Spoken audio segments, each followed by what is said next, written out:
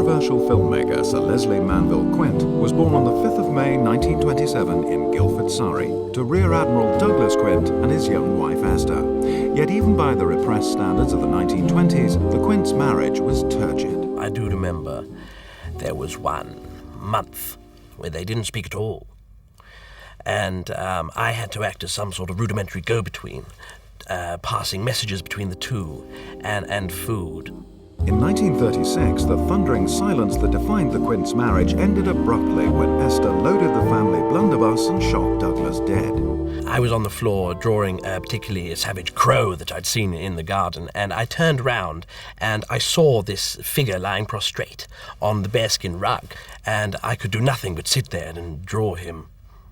I kept the blunderbuss that killed my father, firstly because it was a very valuable heirloom, and second of all because it represents for me a time that we were all together. Pleading insanity at her trial, the court ruled Esther was certainly troubled and, to her considerable dismay, she was incarcerated in Broadmoor Psychiatric Hospital. I did visit her once in Broadmoor. It was such a ghastly place, all the screaming and the tacky bed linen.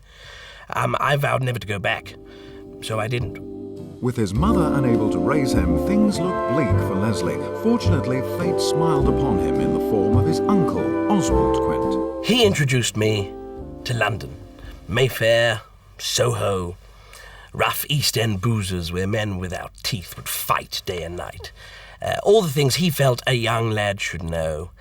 And as a result, I had a splendid time. In 1937, Leslie transferred to Caravaggio's boys' school, where he was introduced to film by his art teacher, Mr. Simons. I do recall Mr. Simons took a shine to me. Yes, looking back, he did spend a lot of time with the boys. His personal tutelage, he called it. And yes, several boys used to come out crying, and I remember one instance where one boy didn't come out at all. But, I do believe the press blew the whole thing out of proportion, as they tend to do. Despite rabid encouragement from Mr. Simons, Leslie had little interest in academia, and even less interest in Mr. Simons. Upon graduation in 1946, he followed in his father's footsteps by joining the British Merchant Navy. Did I want to see the world? No, it was a mistake. I was visiting a new friend of mine, a sailor, on his boat, and I fell asleep in his hammock. And when I came to, the first thing I knew was that I was off the coast of North Africa. Of all the years in the controversial filmmaker Sir Leslie Quint's life, 1946 is arguably the most dramatic. While stationed in India with the British Merchant Navy, he shot an elephant. Well, I was trying to cook some food, you see, some soup. I was famished. I'd had a fire going, and I heard a rustle in the bushes, and I thought it was a local trying to steal my soup. So I grabbed my rifle and fired off a couple of quick shots into the undergrowth.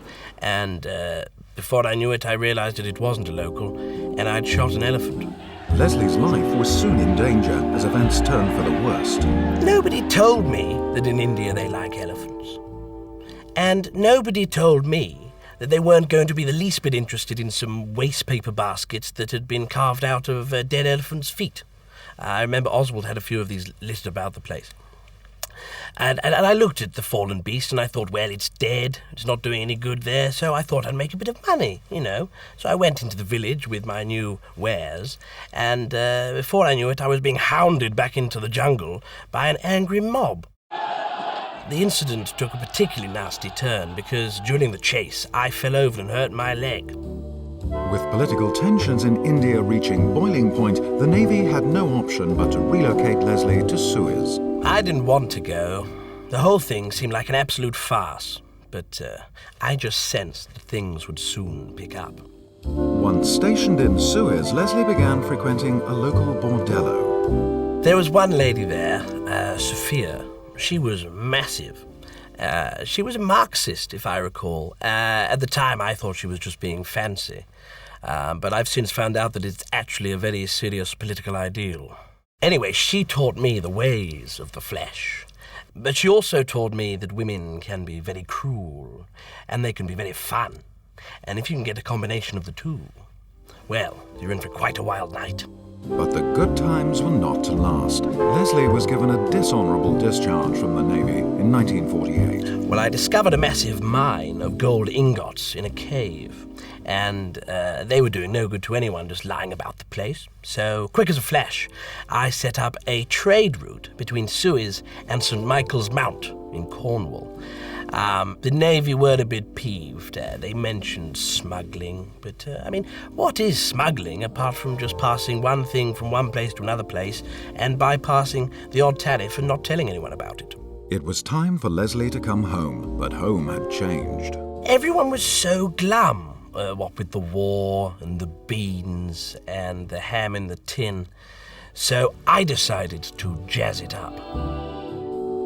Upon his return to Britain in 1948, the controversial filmmaker Sir Leslie Quint invested in a luxury apartment on Wardour Street, London, where he began to host ostentatious parties. I don't like to say there were illegal substances there, but you've got to remember it was a different time, and we didn't know what was legal and what wasn't, which was why at my parties you could make love to one person and punch another person, and nobody batted an eyelid.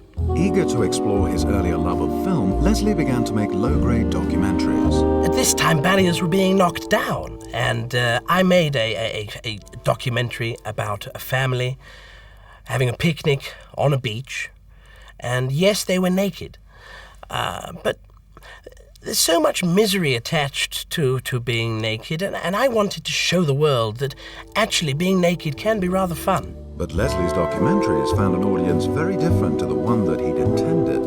It is true that my documentaries were only shown in private screening rooms in Soho. And yes, it's true that the clientele were very specific. But it's all art, isn't it? Even greater success was just around the corner after a chance encounter with the legendary producer Anthony Makepeace. I told him about my ideas for films, and well, he was gripped. And that's when he came up with the idea, actually, that he thought I should make a period classic. And I said, I'd love to make a love story. And that's how Robinson Crusoe was born. Though a popular hit, Leslie's adaptation of Daniel Defoe's Robinson Crusoe remains controversial to this day. Well, you've got to draw in your crowd, haven't you? And when I read the novel, I saw the powerful love between Robinson and whatever his name was, and that's why in the finished film there was so many cuddles between the two male leads. But the critics rounded upon Leslie. I do recall one instance where I was actually attacked by a critic who's dead now. I was in a party and I was trying to disassociate myself from a hullabaloo involving a woman, and I heard this voice behind me, Mr. Quint. And I turned round and I was punched squarely in the mouth. And, well, where I come from, if someone punches you squarely in the mouth, they obviously want some more. So we tussled, and I think we fought for over an hour. And after that, I realized that perhaps it was time to move on. And where better to start a new life than the United States of America? When the controversial filmmaker Sir Leslie Quint arrived in Hollywood in 1955, his reputation preceded him. But just as Hollywood was unsure about Leslie, he was initially unsure about Hollywood. Well, I was struck about how small Hollywood was. You know, it was so quaint, so parochial. But then I met up with a few producers and casting directors, and I soon fell in love with Hollywood, the palm trees, the razzmatazz, and of course the pool parties. As he had done in London, Leslie began to ingratiate himself with the Hollywood glitterati. In 1956, he even made the bold step of marrying Marilyn Monroe. Well, I secretly married Marilyn, much to the chagrin of Arthur Miller, who was under the impression he was married to her at the same time. And, well, we had some pretty stern words. The talk of the town in 1957, Leslie made his first film for an American studio. The Thug was a gritty biker movie about a petulant teen who liked to intimidate people on his motorbike. Well, The Thug was a complicated piece. I felt I had a bond with young people, and I wanted to capture their energy. Critics rounded upon the excessive violence, particularly a 15-minute scene in which the thug batters a nun. Sister Mary O'Reilly was very obliging in that scene. I remember visiting her in hospital after the beating, and I think she was very proud of the work she'd done for me. I only wish she'd survived the night.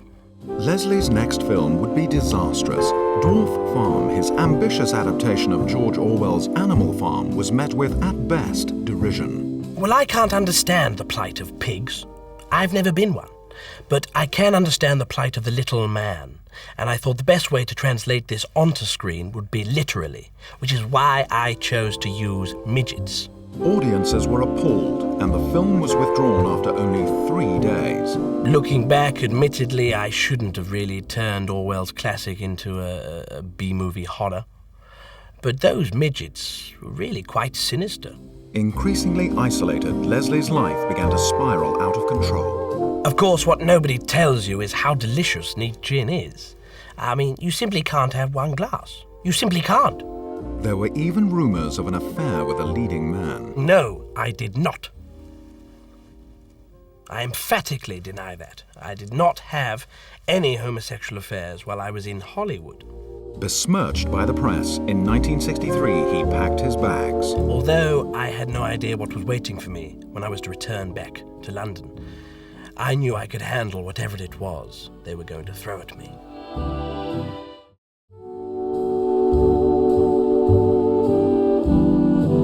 When the controversial filmmaker Sir Leslie Quint returned to Britain in 1963, his reputation was in tatters. Spat out by Hollywood, he desperately needed a commercial hit. But Britain had moved on again, and it was not clear what his next step should be. Well, you know, London was just starting to swing, and I thought that I could manage one of the new pop bands that were emerging at the time. So I got together a group of young lads, and I decided that they should form a group, and I could call them the Grasshoppers.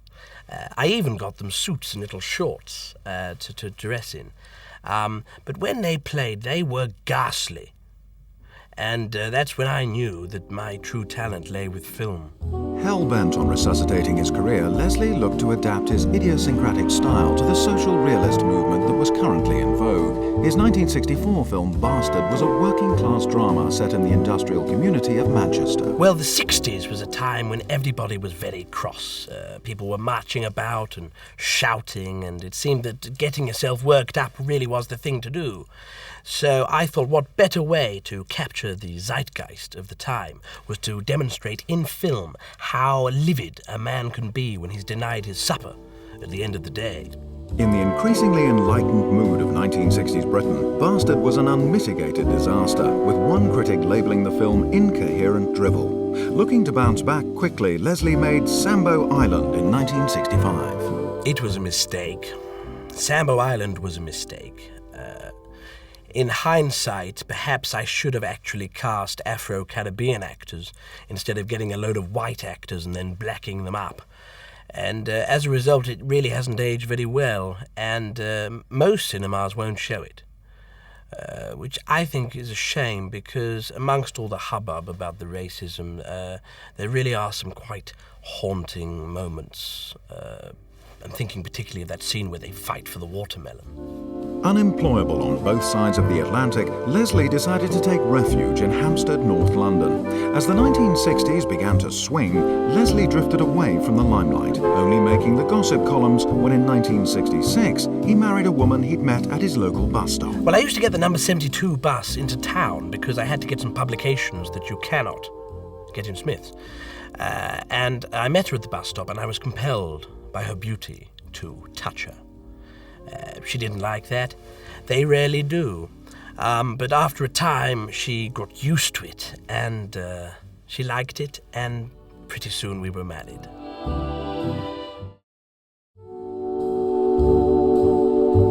In 1967, the controversial filmmaker Sir Leslie Quint had been married a year. But that winter, tragedy struck when his wife Lizzie drowned in mysterious circumstances, aged 73. Well, we decided one Sunday afternoon to go swimming in the ponds in Hampstead, and looking back, it was a bit of a schoolboy error because, well, old women and ponds, they simply don't mix. With dwindling social outlets and increasingly bored with life, in 1968 Leslie attempted to revive the notorious hellfire clubs of the 18th century at the new location of Hampstead Village Hall. Well, I totally misjudged how little interest there would be, and I totally miscalculated how much absinthe to bring. I laugh at it now, but you've got to picture the scene. There was me in a hall on my own, surrounded by 55 bottles of the Green Fairy. I mean, I looked like Howard Hughes, except it wasn't urine, it was very much absinthe. And I don't recall what happened after that, because the next thing I do remember was being resuscitated by a burly fireman, and Hampstead Village Hall had burnt down. Shunned by the local community, who were extremely irritated with his behaviour, Leslie decided to lie low. There were instances of antipathy towards me. I remember one such time when I came home to find graffiti daubed on my front door. I think it said, "Get stuffed, Quint." And it was then that I realised that the bottle was the only friend I needed. When the 1970s began, Sir Leslie Quint had not made a film for almost 5 years. With studios ignoring his calls, he found distraction at the Claremont Club in Mayfair, the popular haunt of Lord Lucan. Leslie felt at home amongst its clientele. Well, when you're gambling at such a high level, you simply do not ask questions of your opponent.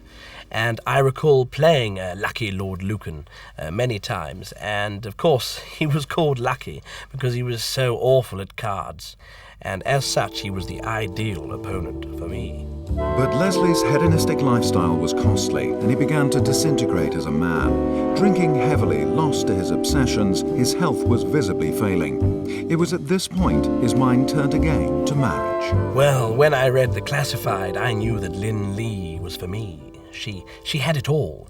And I do feel it's much cleaner when money's involved because everybody knows where they stand. But Lynn Lee never arrived. After discovering the Royal Mail wouldn't be able to assist in his inquiries, Leslie decided to make the journey to Thailand to find out what had happened. Upon arrival in Bangkok, I was immediately arrested on suspicion. I did try and find out exactly what the charges were, but nobody spoke English, and before I knew it, I was clamped in manacles.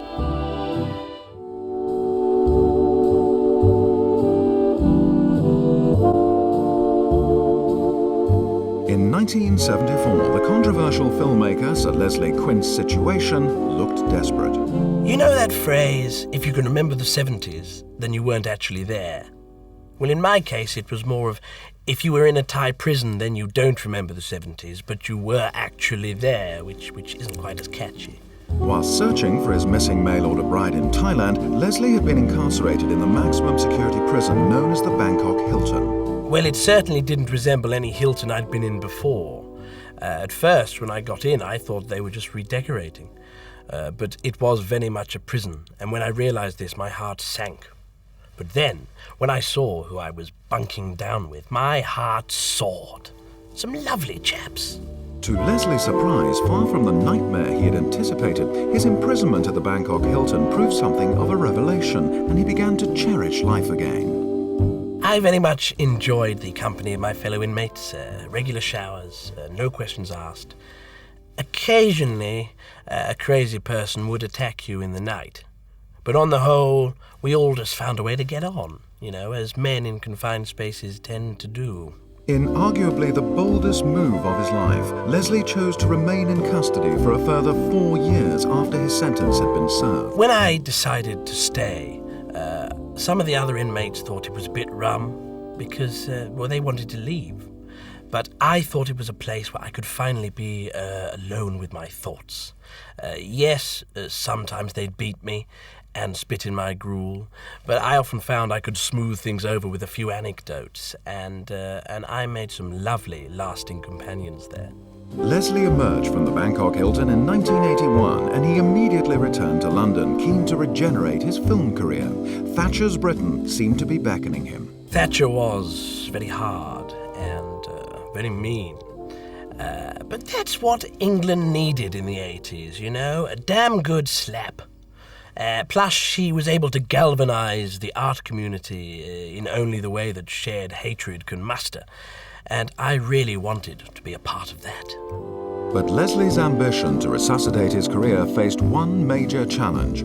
Despite a prolonged absence overseas, his previous work still lingered in the memory of Britain's film community, as well as the controversy, commercial failure, and outright vitriol that trailed in its wake. Well, at first I was flattered that everyone still remembered me. I mean, who wouldn't be?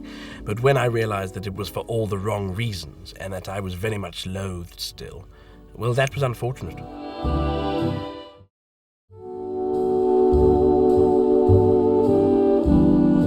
In 1987, with film studios ignoring his calls, the controversial filmmaker Sir Leslie Quint founded his own company, Polare Productions.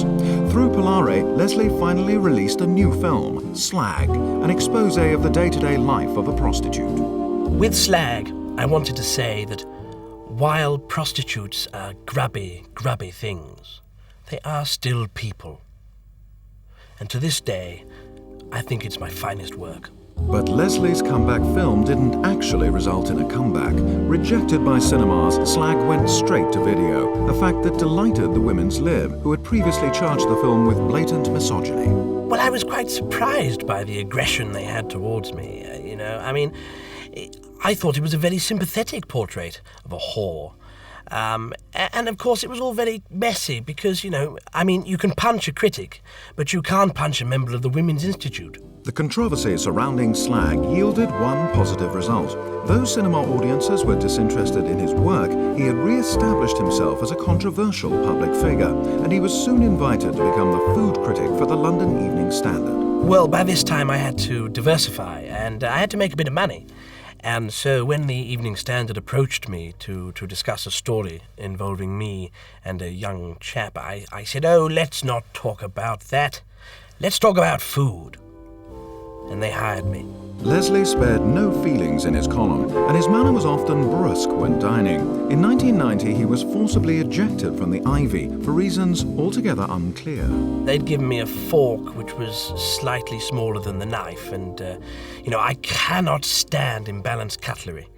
So I said things, and they said things, and I threw things, and they threw me out. Now, in the twilight of his years, Leslie still yearns to make one last film, in the hope it will cement his legacy in the pantheon of great directors. I still think I have one film left in me, and I'm hoping that it will be the definitive work of the 21st century. It hasn't got a title, but I think audiences and critics alike will be enraptured by the way I've blended animals, live music, and strobe lighting. Ultimately, though, it is Sir Leslie Quint's life that is perhaps his greatest work. It's my hope that this documentary will put pay to the naysayers and the poo-pooers, and realize that you simply can't bottle lightning. I know there are people out there who are fans of my work, and when I find them, well, we'll have a long, good laugh.